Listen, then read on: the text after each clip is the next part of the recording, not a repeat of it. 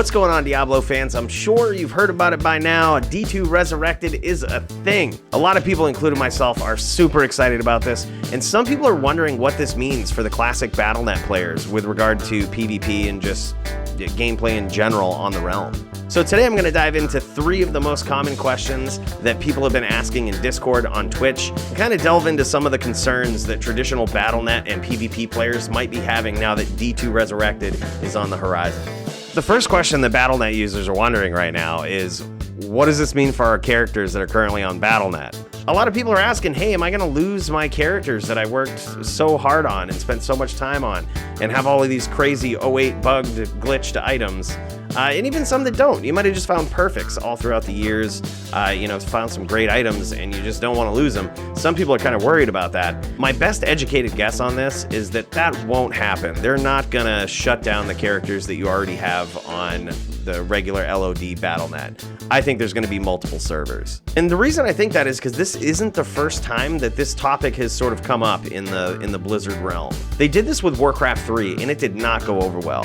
The community didn't respond to it very kindly. They were super pissed about losing their previous accounts, their previous characters that they had, and it didn't go over well. Blizzard, as you know, is pretty good at responding to community feedback, and when this issue came up again in future games, they took an entirely different approach. For example, in World of Warcraft, when a major change was made to this, and you'll have to forgive me because I haven't played the game, I don't know a lot about it, but a change was made to the game that essentially split the game into classic play and the new version play. A lot of people say that that was because of a lot of the kickback that they got from their Warcraft 3 remake. They realized that people don't like losing the characters that they've spent so much time on and sort of relied on the Blizzard servers to preserve. And with a game like Diablo 2 that's been around for so long and survived the test of time, I don't think they're trying to piss their player base off like that. So if you want my opinion on that, I'm going to say they will not discontinue the characters or the servers that are currently harboring the classic LOD characters on them. You'll still be able to play those. But that sort of leads into the next question, and that is, will I be able to play my existing characters on this new Diablo II Resurrected? I will say this, while I would want nothing more than to play my decked out characters online with these new graphics, I really don't think that's going to happen. Although it would be really nice to, have these nasty items with new graphics and a, whole new feel to the game. I think if that's the reason you're hyped about D2 Resurrected, you might be getting hyped for the wrong reasons, right? Personally, I'm most excited to see what an entirely new BattleNet server looks like when people are grinding for items, when they're actively managing bots and hacks and people that are trying to break the game. When they're actively managing that, I think we're going to see an economy in Diablo II Resurrected that much resembles the one that we had from many years ago. Maybe one where we see SOJs actually being worth something again, where we see high runes being the common currency. And while I wouldn't fight it if they wanted us to use our decked out characters from long ago on the new D2 Resurrected, I don't think it's very practical. And one of the other big questions from people that play on BattleNet right now is, what is PvP going to look like? Although we don't have a complete picture yet, I think we can put some things together based on what we've seen. My honest opinion is you're going to want to be playing this on a PC. They did discuss in Llama's roundtable that if you're playing on a console, there's certain skills that just have a set range, which is really bad if you're actually trying to go player versus player. Those skills, for example, would be teleport or leap. Since it would be difficult to actually aim your cursor from a controller, they just had a set distance that whenever you cast that skill, you just travel that set distance. And if you're familiar with just the real-time quick calculations that you need to make in PvP, I don't think that'll fly for a lot of players who are relying on teleport or even leap, especially in PvP where you're trying to leap a very short distance to stun your opponent. I think for PvP, you're definitely going to want to be playing on a PC. One thing that we can notice from some of the screenshots that they leaked, though, is that CT tallying is no longer going to be a thing. In case you're not familiar with CT casting, in traditional Diablo 2, it's where you hit the C or T key on your keyboard, which will bring up your character character screen or your skill tree respectively, and give you more leverage to either cast spells or teleport away.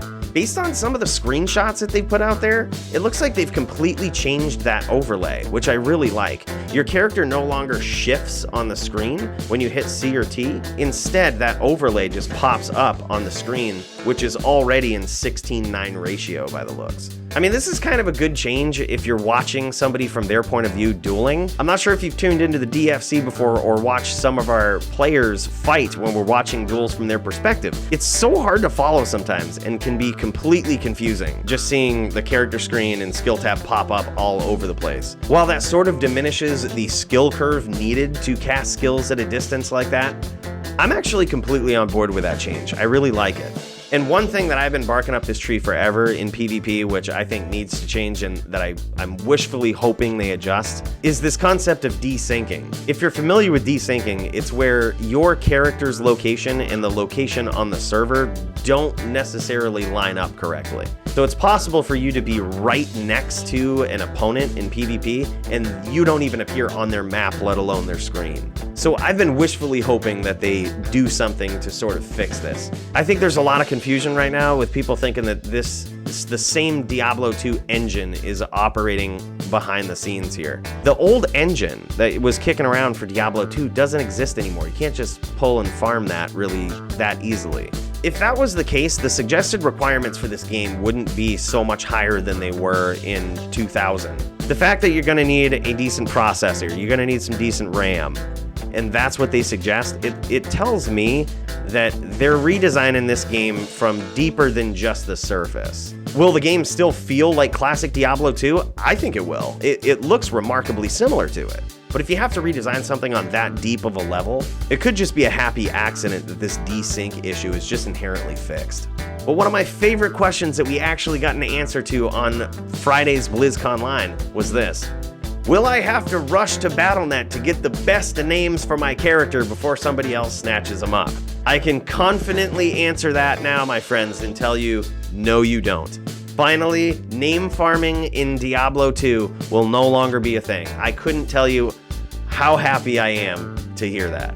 We sort of heard this in sequence. We had to piece it together because we heard it in sequence. And the first part of the conversation was, character expiration is no longer going to be a thing. And some people were super excited when they heard that. I was kind of let down. The reason why character expiration even came to be in the first place is because people were farming names. They would farm names, they would log into their account, get names, log off, and never go into that account again, and you could never get those names on the server.